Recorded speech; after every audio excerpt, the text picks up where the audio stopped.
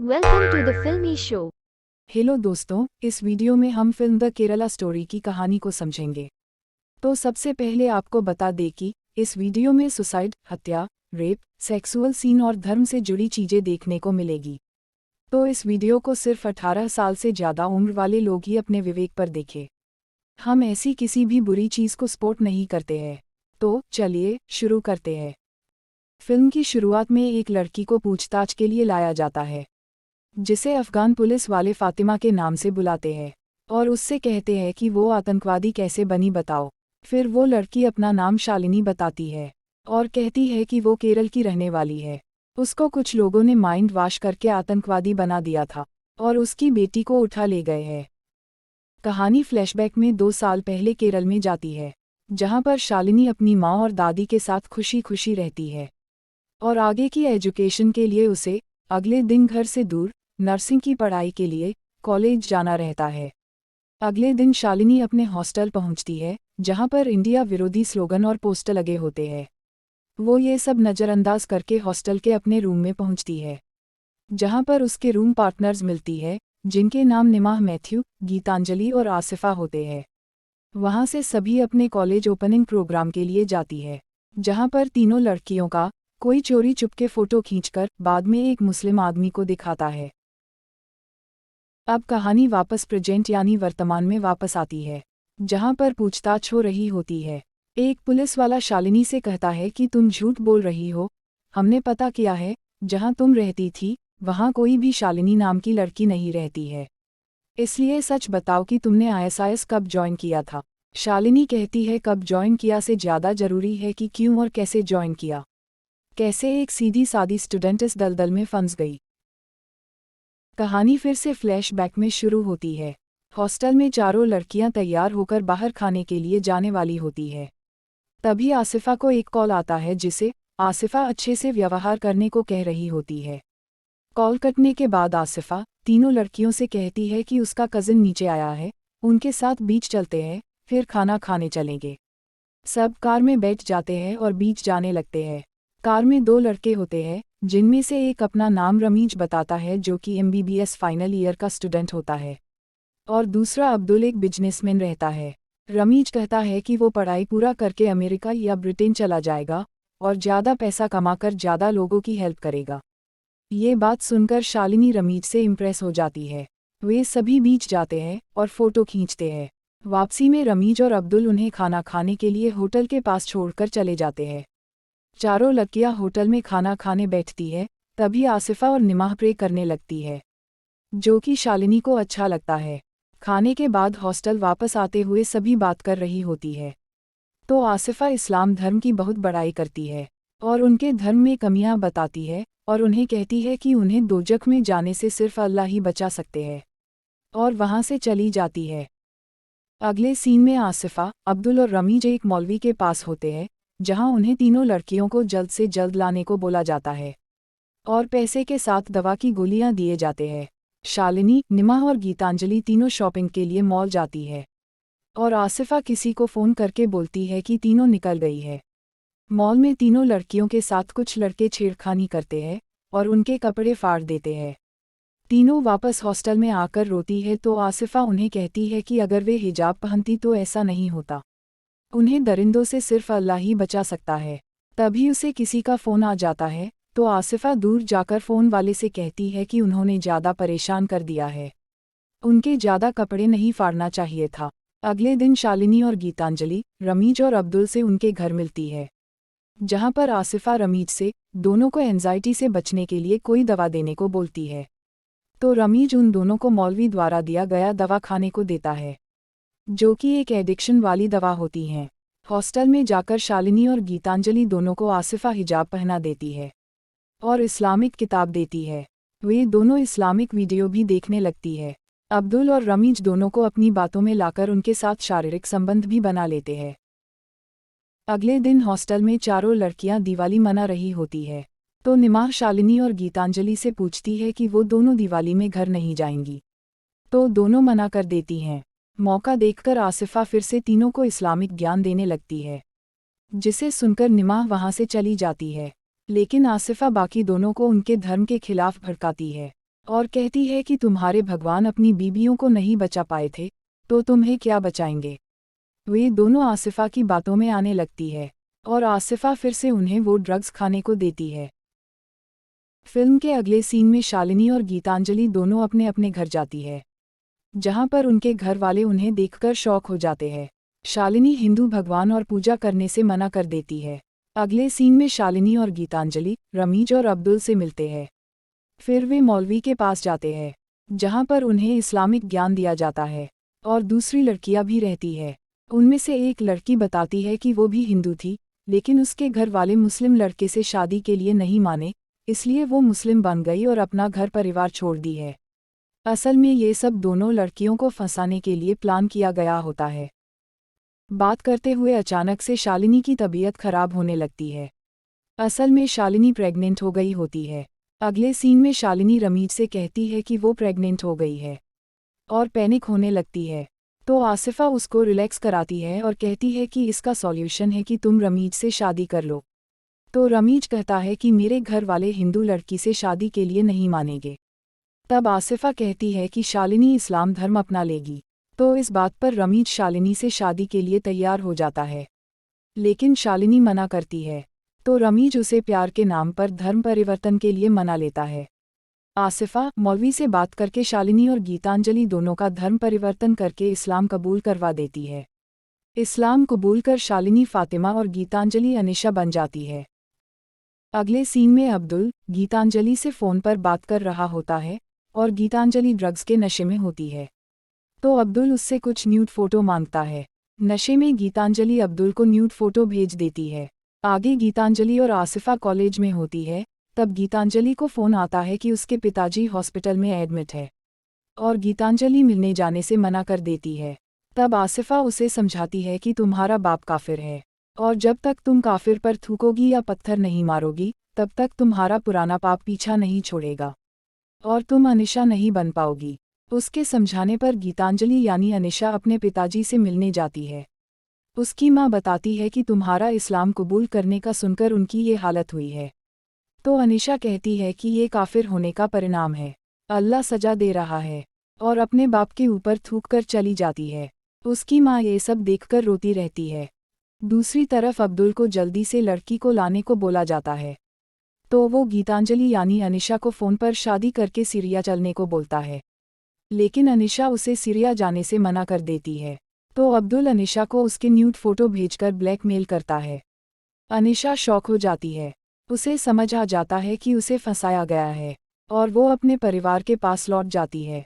अगले सीन में मौलवी शालिनी यानी फातिमा से कहता है कि रमीज तो उसे छोड़कर भाग गया। तब फातिमा कहती है कि अब वो क्या करे, वो आत्महत्या कर लेगी। तो मौलवी उसे डराने लगता है कि ये सब करोगी तो नरक में जाओगी। ऐसे भी तुमने शादी से पहले जिस्मानी रिश्ता बनाकर और प्रेग्नेंट होकर पाप किया है। अगर नरक में जाने से बचना चाहती हो तो किसी दूसरे से शादी करके अल्लाह के काम के लिए सीरिया चली जाओ।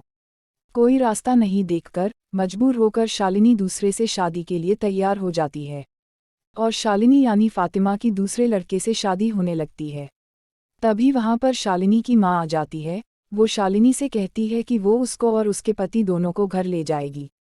उसके साथ वो इस्लाम भी कबूल कर लेगी, लेकिन शालिनी अपनी माँ को कुछ नहीं बोलती है और वहाँ से चली जाती है। शालिनी की माँ गीतांजलि को फ़ोन करके पूछती है कि शालिनी क्यों घर वापस नहीं आना चाहती है, तो वो बताती है कि शालिनी प्रेग्नेंट है। ये सुनकर शालिनी की माँ के हाथ से फ़ोन गिर जाता है। आगे गीतांजलि अपने घर में बैठी होती है, तभी वो उसकी न्यूड फ़ोटो वायरल होने का न्यूज़ देखती है, जो कि पाकिस्तान से सोशल मीडिया में फैला दिया गया रहता है। ये सब देखकर वो सदमे में चली जाती है और अपने रूम में फांसी लगाकर जान दे देती है। कहानी वापस वर्तमान में आती है, जहां पर शालिनी बताती है कि जो लड़कियां सीरिया जाने से मना कर देती थी उन्हें ऐसे ही मरने को मजबूर कर दिया जाता है। वो बताती है कि उसके साथ कई दूसरी लड़कियां भी जाने को तैयार थी। पूछताछ करने वाले पुलिस अफसर शालिनी से पूछता है कि क्या उसे बंदूक और बम चलाने की ट्रेनिंग मिली थी, तो वो बताती है कि ऐसा कुछ नहीं हुआ था। उनका एकमात्र उद्देश्य लड़कियों को ब्रेन वॉश करके दवा खिलाकर कैसे भी सीरिया ले जाना होता है। फिर से कहानी फ्लैशबैक में जाती है, जहां पर शादी के बाद शालिनी को सीरिया ले जाने के लिए पासपोर्ट, वीजा, मैप पढ़ना, कंपास देखने का ट्रेनिंग दिया जाता है। और लंका जाने से पहले शालिनी की मां को मिलने दिया जाता है, जहां पर शालिनी अपनी मां को बताती है कि वो हनीमून के लिए लंका जा रही है ताकि उसकी मां कोई पुलिस कंप्लेन न करे। लंका पहुंचकर शालिनी यानी फातिमा को निमाह का फ़ोन आता है। वो बताती है कि रमीज कहीं भागा नहीं है, वो अब दूसरी लड़कियों को फंसाने में लगा है। और निमाह को भी उन सब ने बेहोश करके उसके साथ कई लोग बहुत दिनों तक जबरदस्ती शारीरिक रिश्ता बनाए हैं। निमाह शालिनी को बताती है कि गीतांजलि की न्यूड फोटो वायरल होने की वजह से उसने सुसाइड कर लिया है। शालिनी, हम सबको फंसाया गया है, तुम सेफ नहीं हो, वापस आ जाओ। शालिनी निमाह को बाद में फ़ोन करेगी कहकर कॉल काट देती है और घर के अंदर जाकर ये बात अपने पति को बताती है। लेकिन शालिनी को ब्रेन वॉश किए जाने की वजह से वो खुद ही मान लेती है कि गीतांजलि और निमाह को काफिर होने की वजह से अल्लाह सजा दे रहा है। तभी वहाँ एक आदमी आता है और दोनों के मोबाइल फ़ोन ले लेता है। दूसरी तरफ केरल में निमाह रिसर्च करके शालिनी की मां के साथ पुलिस कंप्लेन करने जाती है और वहां बताती है कि हर साल 3,000 से ज़्यादा लोगों को मुस्लिम बनाया जा रहा है, 30,000 से ज़्यादा लड़कियां गायब है, उनको ब्रेन वॉश करके सीरिया ले जाया जा रहा है और सिर्फ 261 लड़कियों को ही बचाया जा सका है। हर कोई चुप है, कोई कार्यवाही नहीं कर रहा है। दूसरी तरफ शालिनी यानी फातिमा बताती है कि वो अपने पति, जिसका नाम इशाक होता है, के साथ लंका से बलूचिस्तान के क्वेटा फ्लाइट से पहुंचती है और फिर वहां से उन्हें कार के द्वारा बॉर्डर क्रॉस करके अफगानिस्तान के हिंदुकुश पर्वतों के बीच बसे पश्तून गांव में ले जाया जाता है, जहां पर इशाक और बाकी कुछ लोग आगे की प्लानिंग करते हैं। अगले दिन उन दोनों को वहां से आईएसआईएस के अड्डे पे ले जाने के लिए ले जाया जाता है। रास्ते में शालिनी यानी फातिमा गाड़ी रुकवा कर देखती है तो वहां पर कुछ मरे हुए लोगों की बॉडी पड़ी होती है, जिसे देखकर उसे उल्टी हो जाती है। इशाक उसे कार में वापस लेकर बैठाता है। फिर वे सभी वहां से आगे बढ़ते हैं और अफगानिस्तान के शाहबाद में बने आईएसआईएस के हाइड आउट पहुंचते हैं। तब शालिनी इशाक से कहती है कि उसे उसकी मां से बात करना है, तो इशाक गुस्सा हो जाता है और उसे मारने को हाथ उठाता है, लेकिन रुक जाता है और शालिनी को बोलता है कि इस्लाम में लड़कियों को फ़ोन चलाना हराम होता है। वहां पर उन दोनों को एक कमरा मिलता है, जिसे शालिनी साफ करने लग जाती है। तभी इशाक शालिनी के मना करने के बावजूद जबरदस्ती शालिनी के साथ शारीरिक संबंध बनाता है, जबकि शालिनी के पेट में बच्चा रहता है और उसे रोता हुआ छोड़कर चला जाता है। फिल्म में अगले सीन में इशाक ट्रेनिंग के लिए जा रहा होता है तो वो फातिमा से कहता है कि ट्रेनिंग के बाद सीरिया जाएंगे, फिर वो पूरी तरह मुजाहिदीन बन जाएगा और इशाक वहां से चला जाता है। पीछे पीछे शालिनी भी बुर्का पहनकर निकलती है और देखती है कि कुछ लोग एक औरत को इसलिए गोली मार देते हैं क्योंकि वो अकेले घर से बाहर निकली हुई रहती है। वहां से वो दूसरी गली में निकलती है तो देखती है कि एक औरत का हाथ और उसके पति का गला इसलिए काट दिया जाता है क्योंकि वो औरत लिपस्टिक लगाई होती है। ये सब देखकर वो बेहोश होने लगती है तो एक औरत उसे संभालती है और शालिनी के साथ साथ वहां से निकलकर बात करने लगती है। वो दूसरी औरत, जिसका नाम रजिया होता है, शालिनी यानी फातिमा के बगल में ही रहती थी और वहां के कमांडर की वाइफ थी। कुछ दिन बाद शालिनी के पेट में दर्द होता है तो वो रजिया के पास जाती है। रजिया उसे एक औरत के पास ले जाती है जहां पर शालिनी एक बेटी को जन्म देती है। शालिनी उस औरत से उसकी मां को फ़ोन करके बात कराने के लिए कहती है, लेकिन वो नहीं सुनती है। अगले सीन में इशाक ट्रेनिंग से वापस आकर शालिनी से मिलता है और उसे बताता है कि वो एक मिशन के लिए काबुल जाने वाला है। शालिनी बोलती है कि उसे भी ले चलो, नहीं तो वो अकेली ही चली जाएगी। तो इशाक गुस्सा हो जाता है और उसे डांटता है। अगले दिन इशाक अपने मिशन पर चला जाता है। इधर शालिनी की छोटी बच्ची बहुत रोती है तो शालिनी उसे लेकर रजिया के पास जाती है और उससे कहती है कि उसके पास खाने और दवा के लिए कुछ नहीं है। उसे कुछ समझ नहीं आ रहा है कि क्या करे, उसे उसके अम्मा से बात करना है। शालिनी को ज़्यादा रोता देखकर रजिया उसे एक औरत के पास ले जाती है और उससे बहुत रिक्वेस्ट करने पर वो औरत शालिनी को एक वॉइस मैसेज करने के लिए फ़ोन देती है। शालिनी अपनी मां को वॉइस मैसेज में उसे जल्दी से वहां से लेकर जाने को बोलती है और अपनी गलती के माफ़ी मांगती है। वॉइस मैसेज भेजकर शालिनी और रजिया पीछे के दरवाजे से बाहर चले जाते हैं। तभी उस औरत का पति आ जाता है, उसके हाथ में फ़ोन देखकर उसे गोली मार देता है। ये सब शालिनी और रजिया पीछे के दीवार से सुन रही होती है। रजिया और शालिनी दोनों संभलकर वहां से चली जाती है। अगले सीन में कुछ लोग आते हैं और शालिनी से कहते हैं कि इशाक हमले में मारा गया है, और वहां से चले जाते हैं। शालिनी रजिया के पास जाती है और कहती है कि वो अब क्या करे। उसका पासपोर्ट उन लोगों ने ले लिया है और घर से अकेले बाहर भी नहीं निकल सकती है। तो रजिया कहती है कि वो कुछ करती है, लेकिन तुम घर से बाहर मत निकलना। लेकिन अगले ही दिन मुजाहिदीन सैनिक शालिनी और उसके बच्चे को उठाकर एक कैंप में ले जाते हैं और शालिनी से उसके बच्चे को छीनकर अलग कर देते हैं। वहां पर शालिनी को इशाक जिंदा दिखता है। इशाक एक टेंट के अंदर बंधी औरतों के साथ शालिनी को भी बांध देता है। रात में एक सैनिक शालिनी को दूसरे टेंट में ले जाता है और कई सारे लोग शालिनी का रेप करते हैं और वापस फिर शालिनी को टेंट में लाकर छोड़ देते हैं। सुबह मुजाहिदीन सैनिक सारी औरतों को गाड़ी में भरकर ईरान सीमा से पहले आईएसआईएस के आखिरी हाइड आउट कैंप पर ले जाते हैं और उन्हें एक रूम में बंद कर देते हैं। शालिनी और 2 लड़कियां वहां से भाग जाती है, तो वे मुजाहिदीन सैनिक उनको खोजने लगते हैं। लड़कियां भागकर ईरान अफगानिस्तान सीमा के रेगिस्तान एरिया में चली जाती है। मुजाहिदीन सैनिक उनका पीछा करते हैं और एक एक कर दोनों लड़कियों को गोली मार देते हैं। शालिनी भागने में सफल हो जाती है। मुजाहिदीन सैनिक शालिनी को ना पाकर वापस लौट जाते हैं। शालिनी चलते चलते गिरकर बेहोश हो जाती है और 17 घंटे बाद संयुक्त राष्ट्र सेना के ड्रोन को शालिनी मिलती है। तब कहानी वापस वर्तमान में आती है, जहां पर पूछताछ हो रही होती है। शालिनी कहती है कि मैंने आपको सब बता दिया है, मुझे इंडिया ले चलिए, मैं पूरे गिरोह को पकड़वा दूंगी।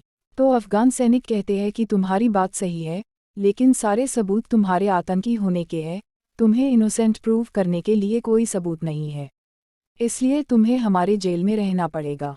शालिनी पुलिस वालों से अपनी मां को फ़ोन से बात कराने को कहती है, तो वे फ़ोन पर बात करने देते हैं। शालिनी अपनी मां से कहती है कि वो ठीक है और घर वापस आने की कोशिश कर रही है और अपनी मां से माफ़ी भी मांगती है। शालिनी को जेल ले जाया जाता है, जहां पर वो अपना नाम गर्व से शालिनी उन्नीकृष्णन बताती है और जेल के अंदर चली जाती है, जहां पर एक छोटी बच्ची शालिनी से उसका हिजाब वाला दुपट्टा ले लेती है और उस कपड़े को जलती हुई आग में डालकर जला देती है। और फिर जेल में बंद बाकी लड़कियों को दिखाया जाता है और अंत में शालिनी आसमान को देखती हुई दिखती है। इस तरह ये फिल्म यहीं पर खत्म होती है। इस तरह की और वीडियो के लिए चैनल को सब्सक्राइब, वीडियो को लाइक, शेयर जरूर